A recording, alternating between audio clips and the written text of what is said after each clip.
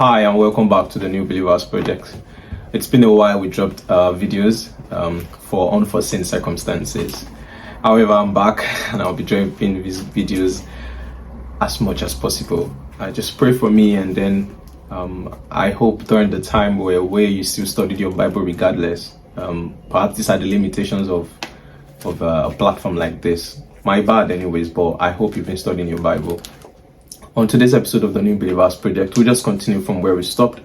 We're starting from the story documented in Genesis chapter 20. I've titled this episode, Would God Really Destroy an Innocent City? It's a story of Abraham and Abimelek. So first and foremost, when you read your Bible and you see the king Abimelek, Abimelek was more like the title of their kings. So I usually get confused because there was the king Abimelek in the time of Abraham. There was King Abimelek in the time of Isaac. So at some point I thought, wait a minute, is it that this king did not die? Or when you see Pharaoh in the time of Abraham, and then you see Pharaoh again, another Pharaoh mentioned in the time of Moses, another Pharaoh mentioned in the time of Joseph, you're asking yourself, wait, is it the same Pharaoh? The situation is just that in Egypt, they referred to their king as Pharaoh, like that was the title. The same way you call, for those in Nigeria, you call Alafin, the Alafin, whoever is on the throne is the Alafin, you understand? So that's it. Abimelek was just the title given to the king of that land, which I suppose should be the Philistines. So what happened was that, as documented in Genesis chapter 20, and this time around, Abraham left where he used to live, did not go to Egypt this time around, but went to another city where their king was Abimelek. On getting to the city, just before they will arrive at the city, he cut a deal again with Sarah and said, you know what, when we get to the city, say you're my sister. And Abimelek agreed. Sarah agreed, and they did that again. And Abimelek, I think Sarah must have been a very beautiful lady, because his premonition, Abraham's guess of what people would do when they see Sarah, was always accurate. The moment they set their eyes on Sarah, they took her to Abimelek, and Abimelek, brought her in to be his wife. However, the Bible records that midnight, God appeared to Abimelek and said, "You are a dead man." Let me read that part of the Bible because I found it very interesting. Genesis chapter 20, it said, in verse 3, but God came to Abimelek in a dream one night and said to him, "You are as good as dead because of the woman you have taken. She's a married woman." Can you imagine that? Like, God just showed up in the dream of Abimelek and said, "You are dead. You are dead already." And Abimelek was like, God, what happened? And then Abimelek said to God, Now Abimelek had not gone near her. So he said, "Lord, will you destroy an innocent nation? Did he not say to me, 'She's my sister'? And didn't she say also, 'Is my brother'? I have done this with a clear conscience and clean hands." And that's why I got the topic from, to say that will God destroy an innocent nation? You see, like I said in one of the previous videos, we don't serve a God who just goes wild or does wickedness for a sport. Maybe when he's wicked, he just decides, I think today I'm going to flood the whole earth. I think today, this group of people, I think I want to show fire. I'm the God of fire. We don't serve a God like that.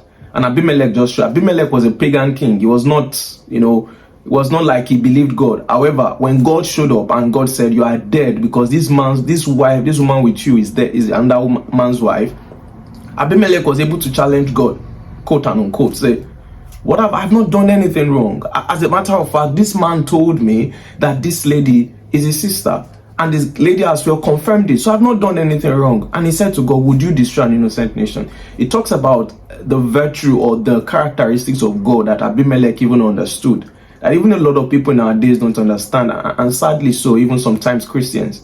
When you think that God decides to afflict you with sickness, or you think that certain thing happened and God just decided to be that bad. You see, it talks about the character of God here, that it won't destroy an innocent person. You see, I know sometimes semantics are important. Yeah, there are some people God punished, like Pharaoh. Yes, there were good reasons for that. But to think that God would just look at a man and say, there's some faith, there's some religion that believe like that if God decides, he can just, it is his prerogative to make you a good person or not. That's not God. That's not the God we serve. Abimelek said to God, "Would you destroy an innocent nation?" And God answered him and said, actually, I would not. That's why I showed up in the dream, to warn you. That's why I did not allow you to touch the woman. So the lesson here is on the character of God, the God we serve. It would not destroy an innocent nation. He is that good of a God. He doesn't do things arbitrarily. It's not any being, any spirit you see that just does things arbitrarily is a demon. It's not God. For example, there was a child in the father of a child came to Jesus and said, please save my son, deliver my son. Because sometimes when the spirit takes him, the spirit throws him into the fire today, it throws him into the water today. It just does things arbitrarily. That's demonic. That is a character of the devil. It's not God.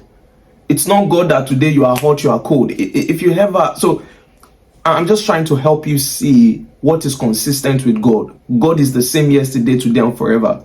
If he was good then, he is good now. If he was good at some point, it would remain good. He's a spirit, it doesn't change. So God has never destroyed an innocent nation. So whenever you read the stories of the Bible and you see certain things that, from face value look like this is punishment, wow, this was wicked, or this doesn't sit well with me, take your time to understand the context of the story. Just like I've done in the New Believers Project, we've looked at the story of Noah, we've explained what really happened. We've looked at the story of Sodom and Gomorrah, we've explained what really happened.